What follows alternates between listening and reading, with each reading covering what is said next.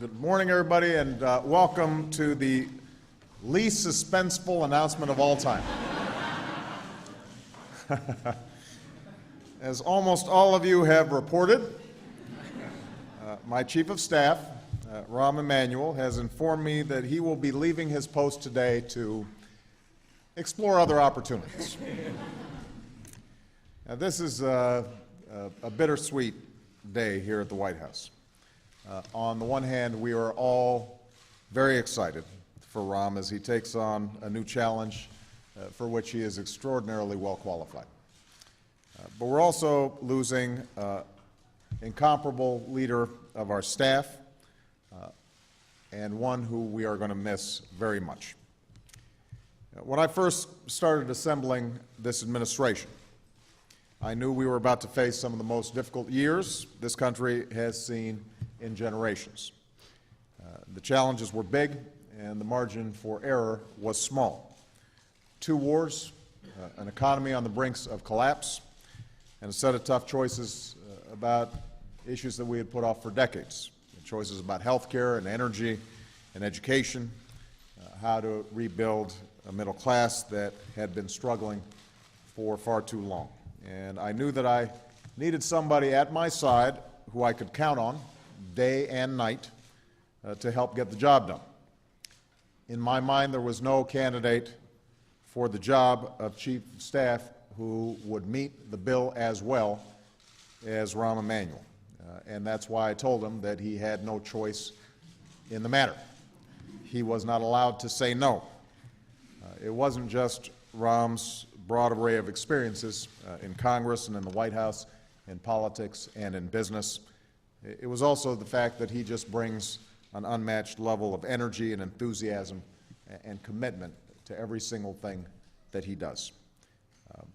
This was a great sacrifice for Rahm and Amy and the family to move out here.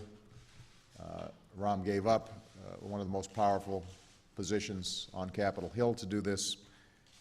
And in the last 20 months, Rahm has exceeded all of my expectations. It's fair to say that we could not have accomplished what we've accomplished without Rahm's leadership, from preventing a second depression to passing historic health care and financial reform legislation to restoring America's leadership in the world. So for nearly 2 years, I've begun my workday with Rahm.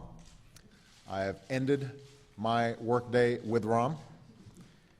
Much to Amy's chagrin, I've intruded on his life at almost any hour of the day, any day of the week, with just enormous challenges. His advice has always been candid. His opinions have always been insightful.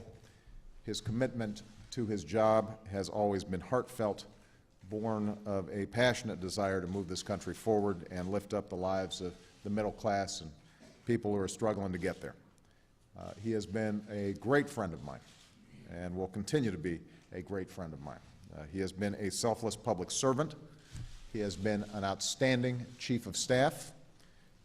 I will miss him dearly, as will members of my staff and cabinet with whom he's worked so closely and so well. Now, I don't think anybody would disagree that Rahm is one of a kind. I am very fortunate to be able to hand the baton to my wise, skillful, and longtime counselor, Pete Rouse. Pete, who has more than 30 years of experience in public service, will serve as interim Chief of Staff as we enter the next phase of our administration. Many of you remember Pete as the top aide to then Senate Majority Leader Tom Daschle. Pete was affectionately known as the 101st Senator. From the moment I became a U.S. Senator, he's been one of my closest and most essential advisors. He was my Chief of Staff in the Senate. He helped orchestrate and advise my presidential campaign. He has served as one of my senior advisors here at the White House. And in that role, he's taken on a series of management and legislative challenges with his customary clarity and common purpose.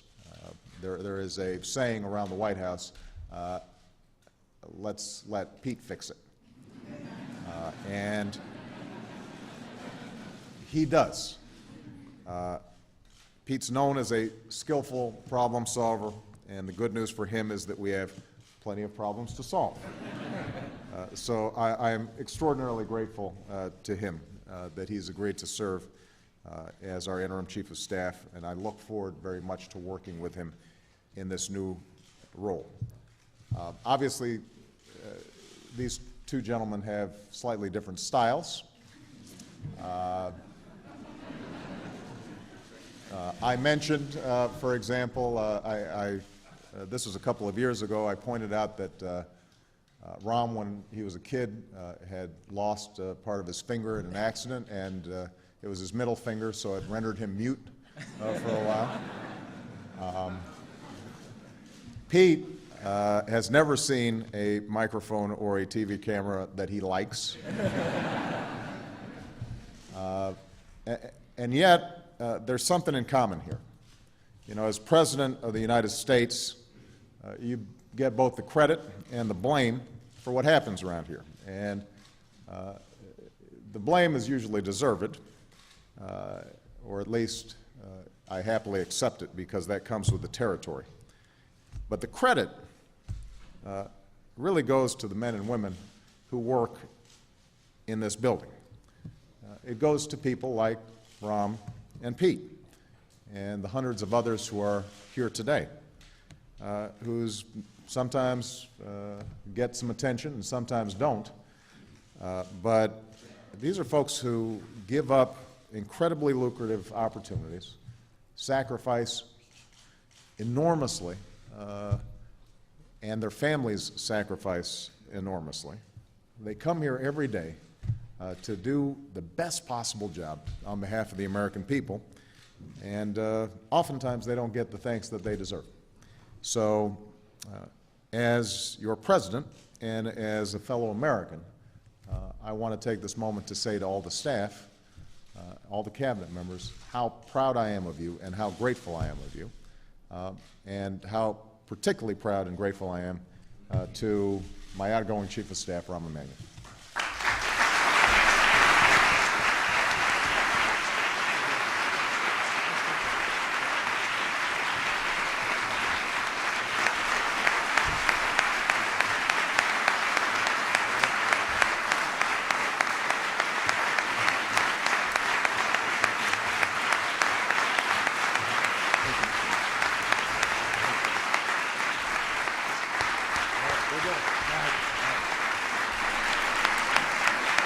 Thank you.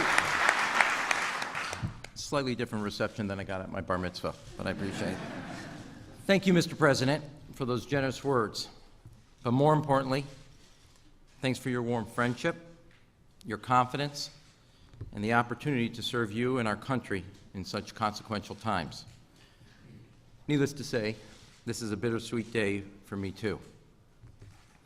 On the one hand, I'm excited to be heading home to Chicago, which, as you know very well, Mr. President, is the greatest city in the greatest country in the world. I'm energized by the prospect of new challenges and eager to see what I can do to make our hometown even greater. These are unprecedented and great times in Chicago, Mr. President. The Chicago Bears are 3-0. Unbelievable.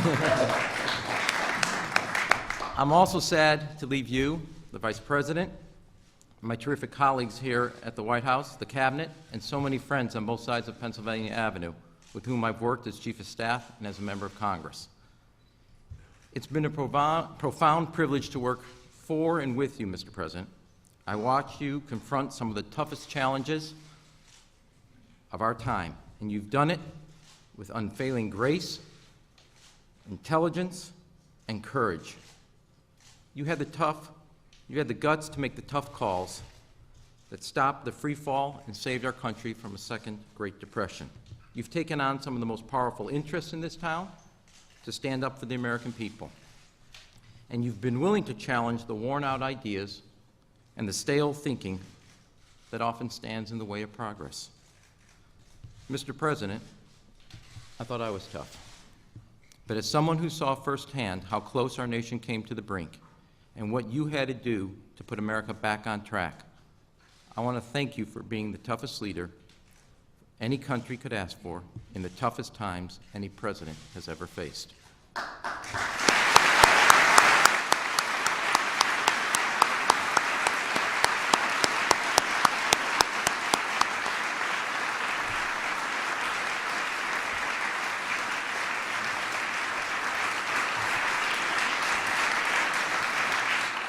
And even on the hardest days, you never lost focus on why we're here. Not just to score political points, but to solve problems. Not just to win the next election, but to make a difference for the next generation. I have served you, Mr. President, as a member of your staff, but I also observed you as a friend. I've seen what few are privileged to see. The father whose heart breaks when he writes a letter to parents whose son or daughter has been lost on the field of honor. The man of quiet, committed faith who always appeals to the better angels of our nature. And the proud product of the American dream, who sees in the reams of economic statistics the child who struggles and the single parent with limited income but unlimited potential. You have lived that American dream, Mr. President, as have I. My father and my grandfather came to this country for opportunity. They came here for a better life for their children. My mother marched with Martin Luther King because she believed that none of us is truly free until all of us are. Both my parents raised me to give something back to the country and the community that has given us so much. And I want to thank you for the opportunity to repay in a small portion of the blessings this country has given my family. I give you my word that even as I leave the White House, I will never leave that spirit of service behind.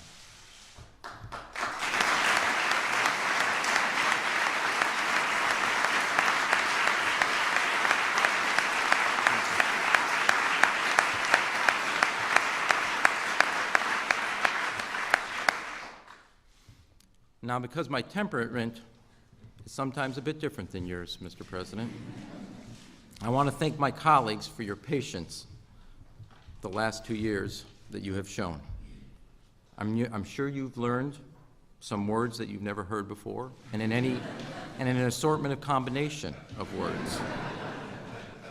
What we learned together was what a group of tireless, talented, committed people can achieve together. And as difficult as it is to leave, I do so with the great comfort of knowing that Pete Rouse will be there to lead the operation forward. From the moment I arrived and the moment he arrived, Pete has been a good friend with great judgment. He commands the respect of everyone in this building and brings decades of experience to this assignment.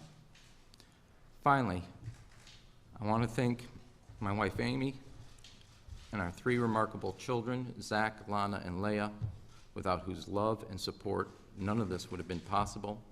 I hope to end this soon so they can all get back to school today and finish their exams. Mr. President, thank you. And thank you all. I look forward to seeing you in Chicago.